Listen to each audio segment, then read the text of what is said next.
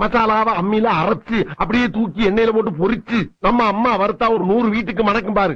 அந்த மாதிரி கமகமகமகமகம சமைச்சு மண்டைய மாமனுக்கு வாழைய மருமனுக்கு நடு துண்ட உன் தம்பிக்கும் தனியா பொரிச்சு கொடுக்குற. எனக்கா இன்னைக்கு சமையல பின்னு பின்னு பின்ற. இதுலதான் உன் தம்பி மேல எவ்வளவு பாசமா இருக்குன்றத பாக்க போறேன். அத்தை நான் மீன் குழம்பு வைக்கிறேன் அத்தை. கொஞ்சம் இருந்தா வந்துடுறேன். எங்கடா போற? மீனை வாங்கின வேட்டை கொடுத்துட்டு பக்கத்து தேட்டர்ல என் தலைவர் எம்ஜிஆர் படம் போட்டுருக்கேன், பாத்து காலைல வரந்தாயி. டேய் என்ன சித்தப்பா, நான் மீன் குழம்பு ரொம்ப நல்லா வைப்பேன். நீ நல்லா வைப்பேன்னு என்ன கேரண்டி? நான் கேரண்டிடா, அவர் சமைக்கும் போது நான் கூட தானே இருக்கேன். நம்பலாமா?